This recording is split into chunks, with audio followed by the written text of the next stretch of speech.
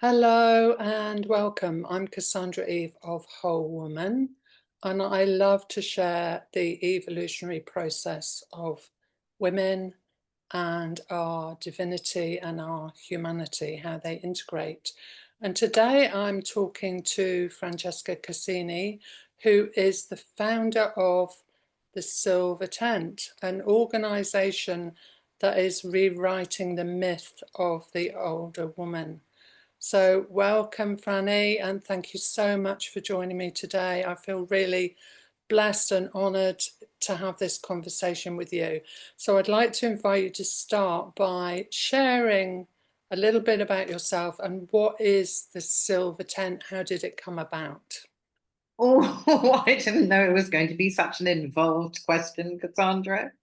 But thank you so much for inviting me. I'm really, really happy to be here.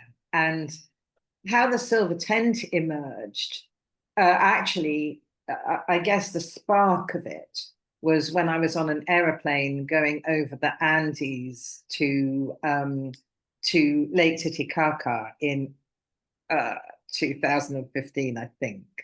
Um, I'm not very good on dates. And I just had this epiphany. I was sitting next to another woman. We were both the same age, both 59, going on this amazing transformational 5 week trip in Peru.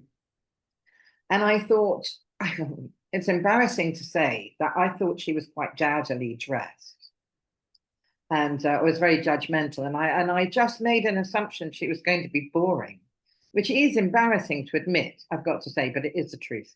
Anyway, within 20 minutes, I had discovered how phenomenally inaccurate my assumption was. And she was just brilliant. She was so funny.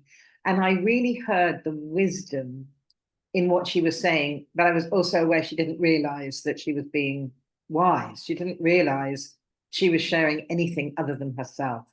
And I just had this thought of, oh my God, I think women over 50, 60, etc., have wisdom worth sharing, and that we're not that visible in the world. We're not as easily seen as when we were 20 and 30 and maybe 40.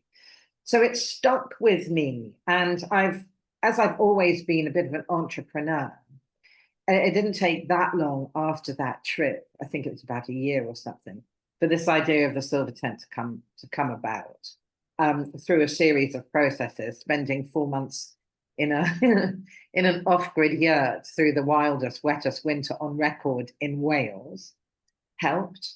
I was alone. I had to go through huge amount of fear being out there on my own in such extreme weather.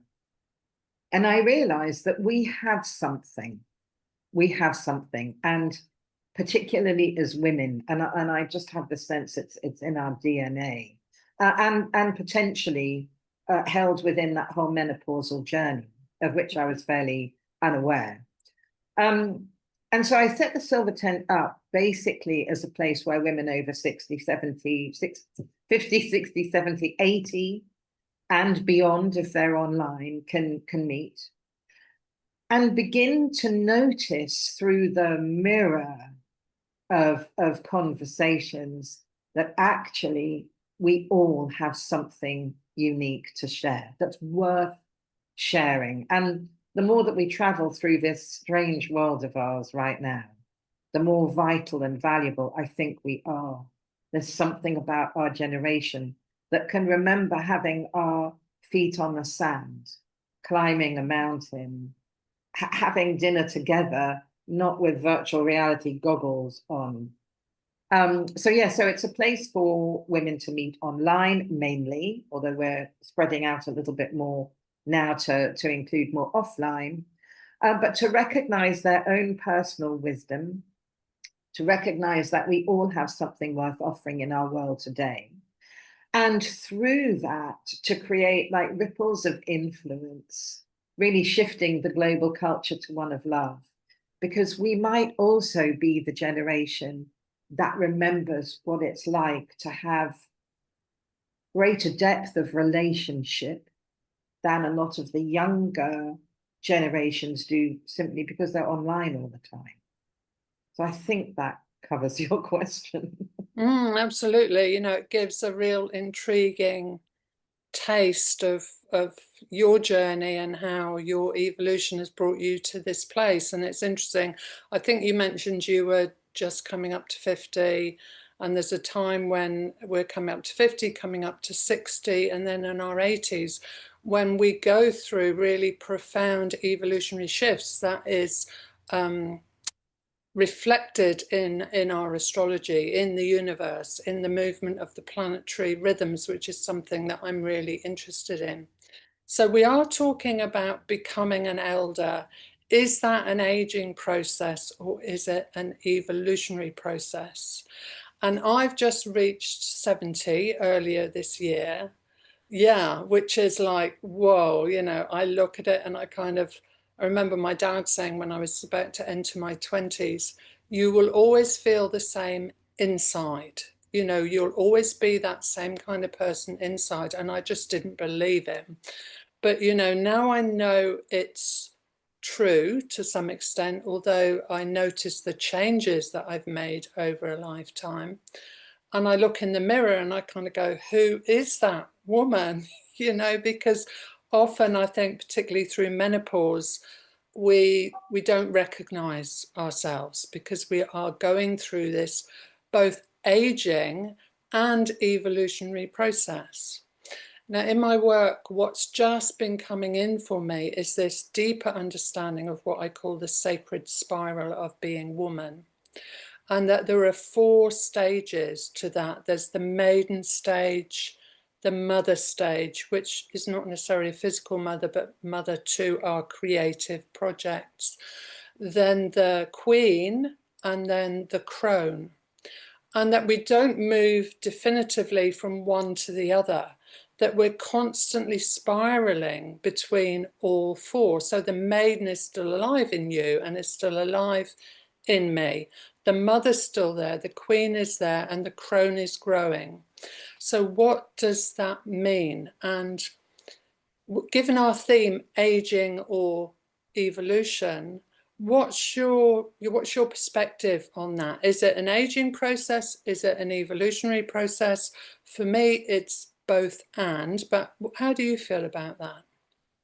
I think that's a really good question. And first of all, I have to say, wow, 70, because I'm coming up to 70 shortly. And it feels like such a big moment. It is.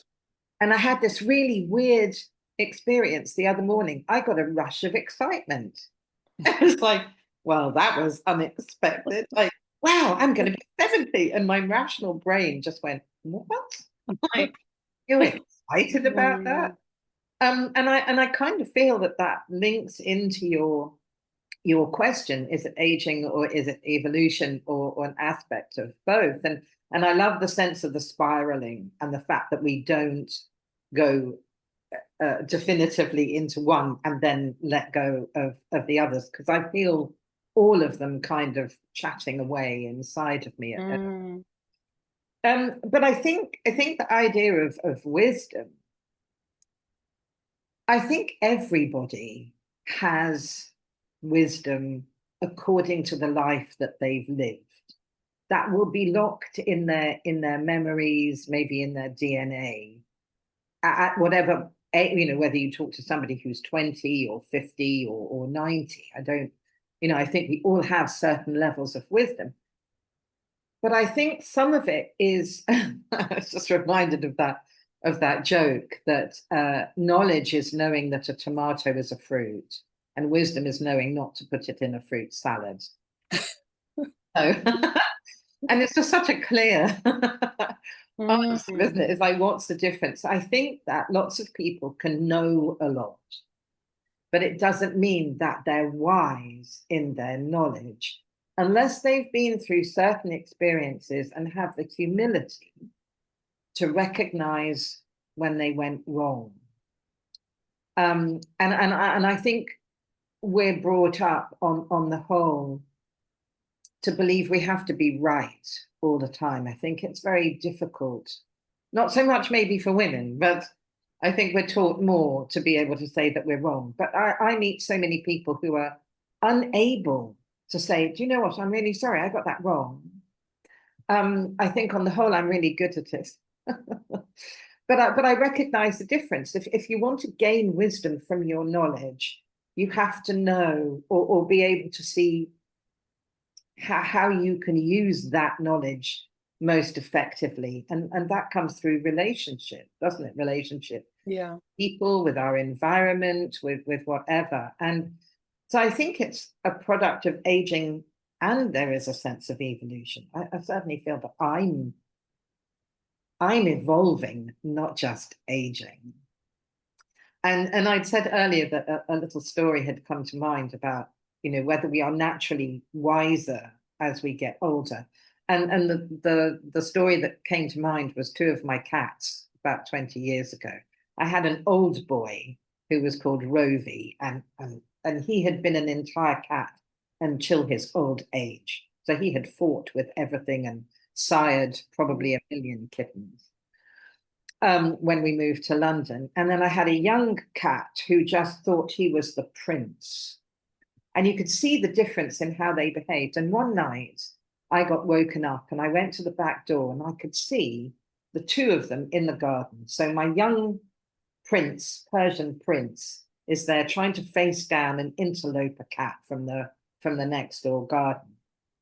And he's dancing around all over this place, trying to be big and strong. And the other cat, the interloper, is taking absolutely no notice whatsoever. And you can see my young cat is just trying to work out how is he going to use his body to intimidate this other cat that's come into our garden. The old boy, Rovi, is just sitting back near the back door, absolutely quiet, not saying or doing anything. And then eventually the young cat moves out of the way, and the old statesman walks forward about 4 steps, sits down, and just stares. The other cat just goes, okay, okay, boss. All right. And it was that whole thing of like, I knew that the elder cat knew exactly how strong he was. He knew exactly how to intimidate, but the younger one hadn't learned. But he learned from the older one. Oh, beautiful story. That's great. Yeah, beautiful story. And I was seeing the energy of crone in your older cat, that capacity to just be in our presence, that can be really hands off, that doesn't need to get involved in all the drama.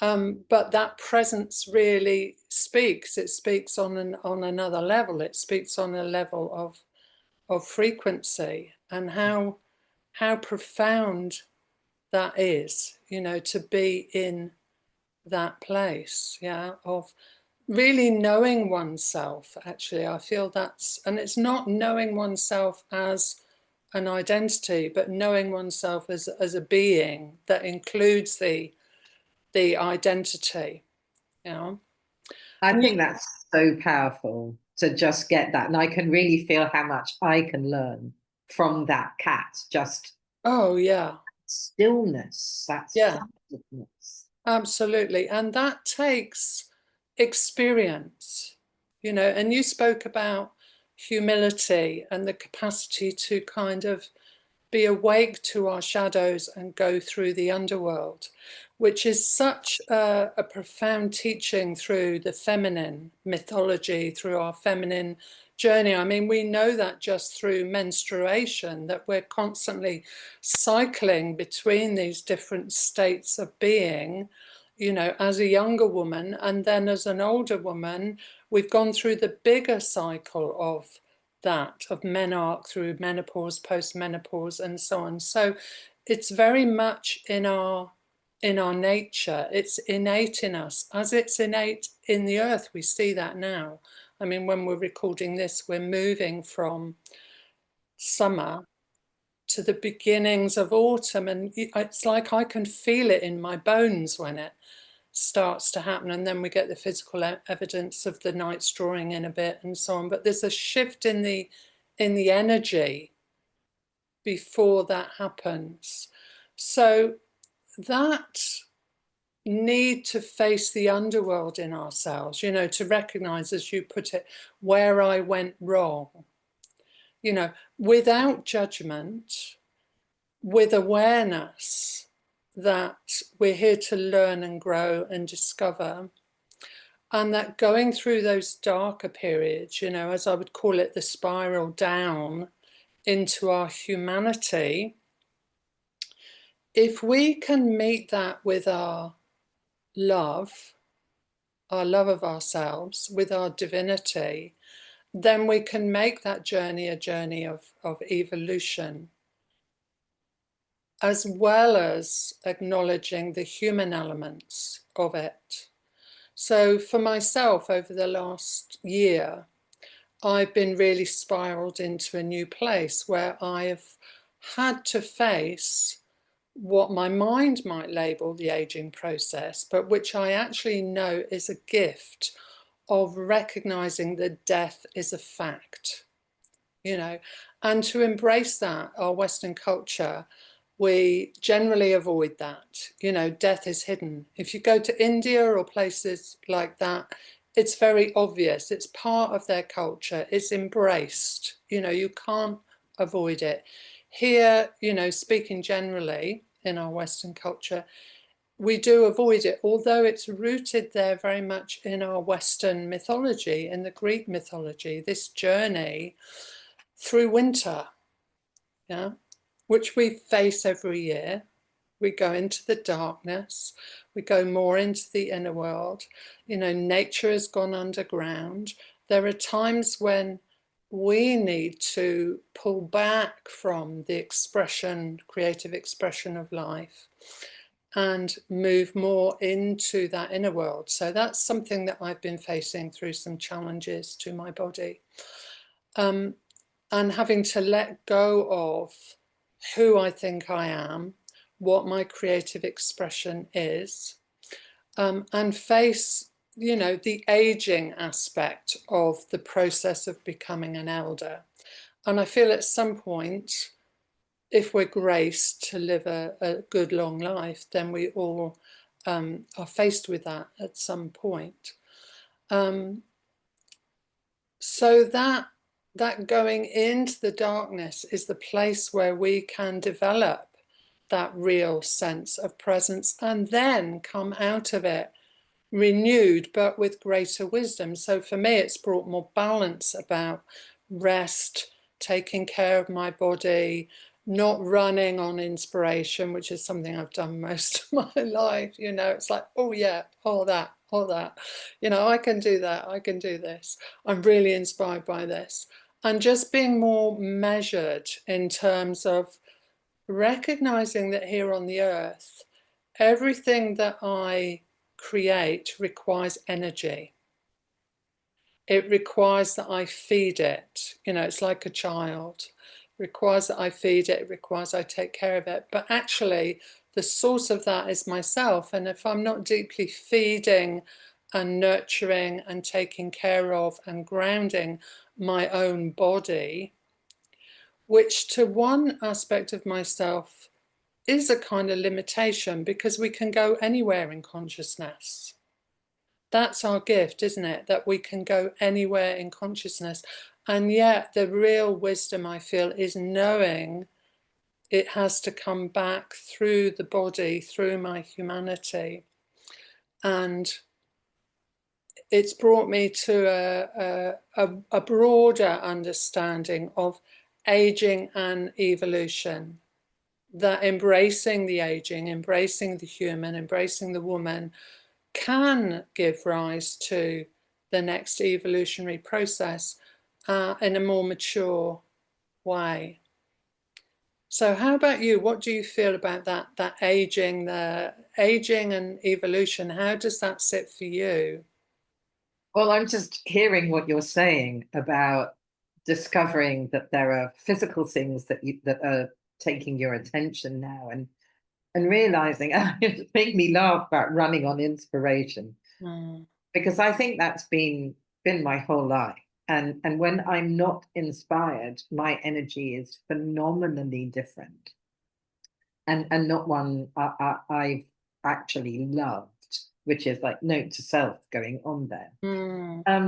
And I am being faced with this sense that I don't seem to have the mental and physical or mental, emotional, or physical stamina. And I haven't had for quite a while, but it's becoming really clear. And I hadn't realized that I was giving myself a bit of hard time about that and thinking that that was, oh my God, that's aging, and then not wanting to look at it. And actually, it's only in the last few days that I've thought maybe my body is trying to tell me something. That actually I'm so creative on that inner space that why do I keep thinking I need to focus out? You know, it's like I don't need that long to take what's in there and put it out there, and then I can just go back onto the internal. So yeah, so I'm really learning through what you're saying, and that kind of feels like evolution as well. Mm. So yes, yeah, I think one of the greatest gifts is being able to self-reflect, to not be performing all the time for external reward, or I think that's a huge evolutionary point, particularly in a woman's life. Maybe not so much that it's more in a woman's life, but different in a woman's life to a man's life. But that sense of being able to reflect on who we are, not in relationship to what's out there. Absolutely. Yeah, absolutely. It's like coming back to that core of oneself that has no need of whatever's happening out there, just to be, simply to be. And you know, in the sacred spiral of being woman, you know, one of the indicators of moving from the queen energy, which is our fullness, and from mother too as well, into crone, is being more hands off. And that's a phrase I use with myself more and more, of recognizing I don't necessarily need to get involved with whatever it is. Yeah. That I can sit back more, and then there is a natural right timing that arises if my involvement is needed, that I can be involved in something from a different place, from a place of presence rather than in running the show, if you like. It's interesting that phrase just dropped in, because yeah, it's not something I would usually use, but yeah, it's like that recognition of worth and worthiness through the external falls away into something deeper within oneself, in that knowledge of, yeah, everything must end. You know, at this point we're at in our evolution, who knows where we're going, even in terms of physicality, but at this point in our evolution, this is where it's at. So that aging and evolution, I feel the and aging and creativity, the balance between the two shifts at different times.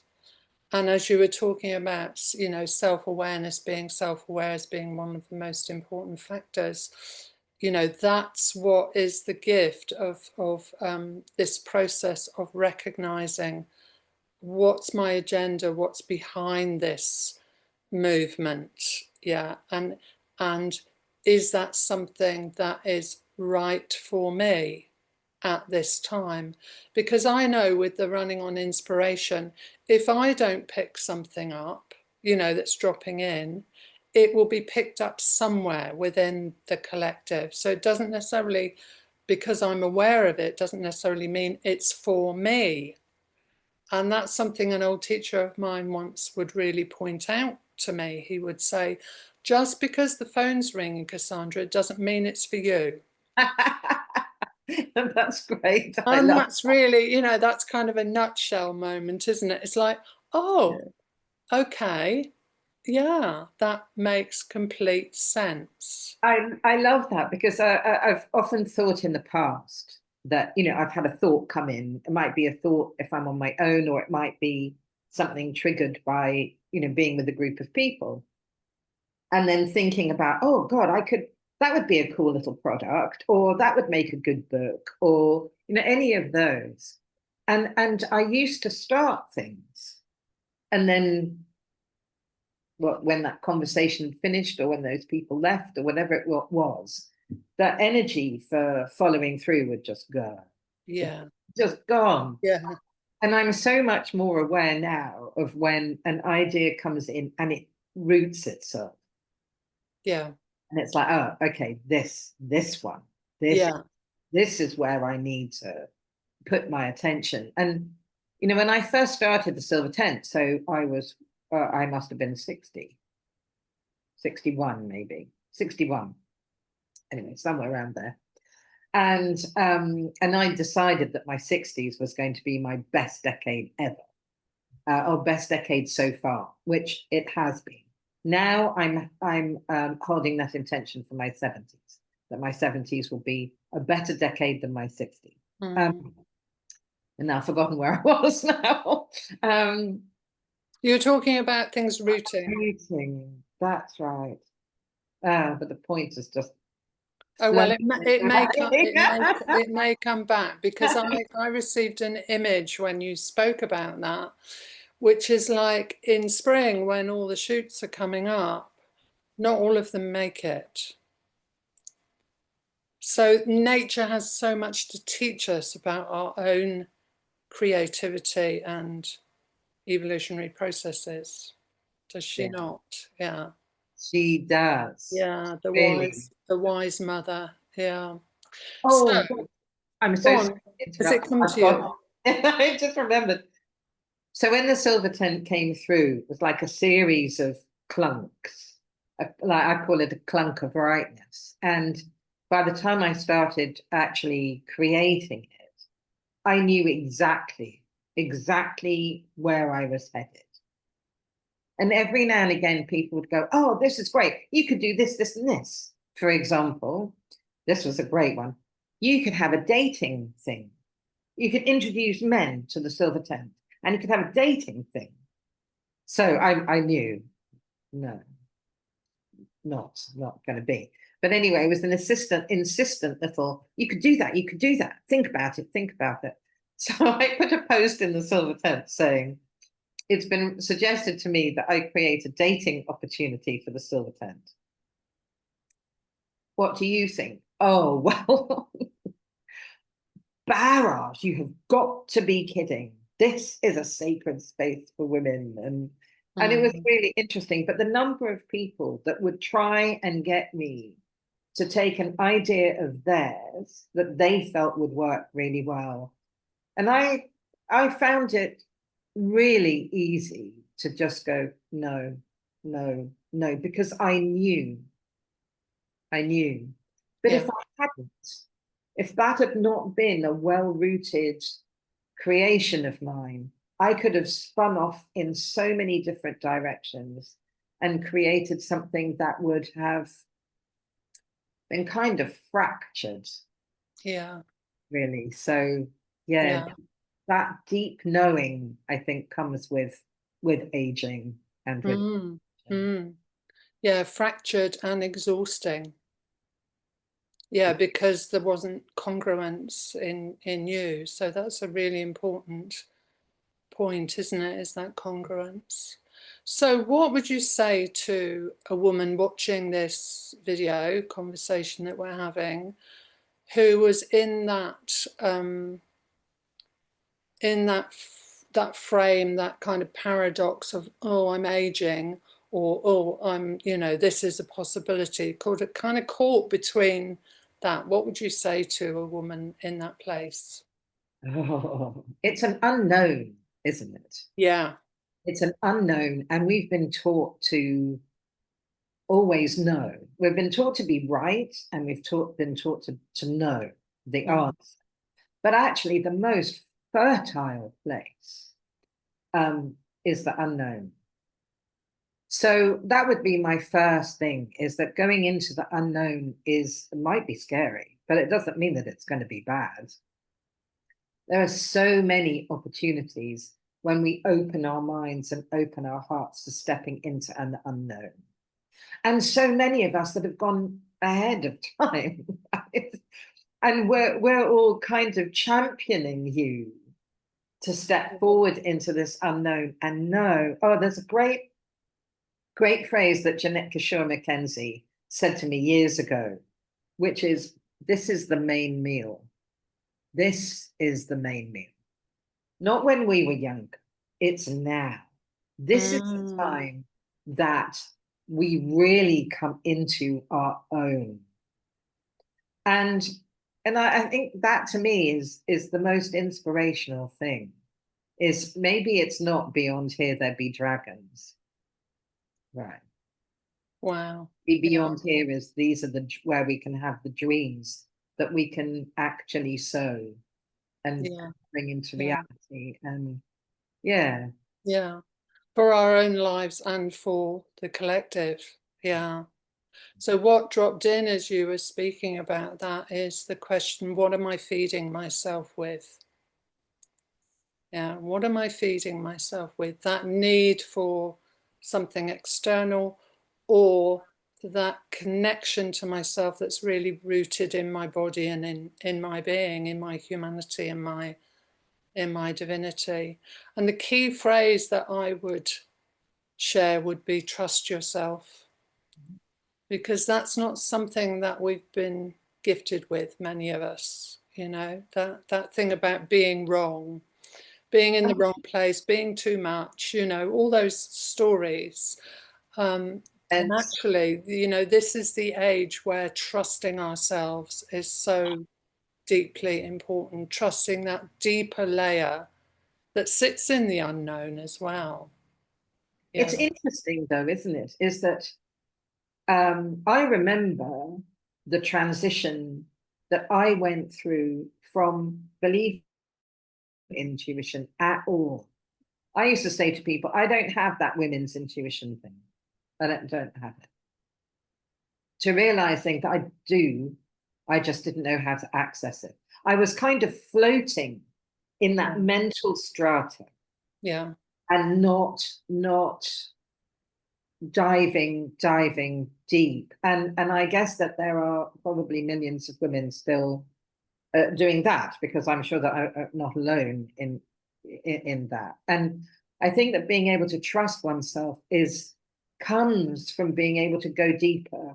Yeah. Like, how do I feel about this? And I used to talk to myself. I talk to myself all the time. But if I get frightened about something, because I'm prone to anxiety, I have to remember that that fear that I often feel is not the reality. It's something that I run on as a kind of default, and I have to listen deeper than that or Yeah. behind, and that makes a huge difference to me. And I think all of us can lots of us know, like, you're incredibly intuitive and very in tune with these deeper levels. I don't think I'm anywhere like that myself. I'm still learning that, but just that invitation to women, that if you're thinking, but I've never trusted myself, it's like, then find ways of going deeper Yeah.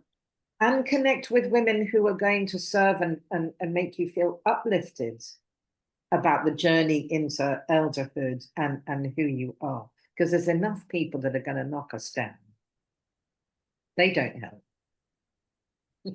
Absolutely. As you say, I've spoken with other sisters who've said that they feel they've become invisible as they've got older.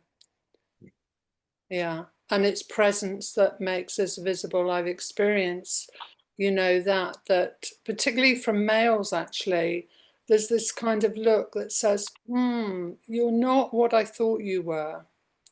because they're feeling into they're connecting to the presence. So when we connect to the presence of ourselves, it's like that becomes our transmission. Yeah. So we need to finish, and I really want to thank you so much for this conversation that could probably go on all day, actually. Yeah.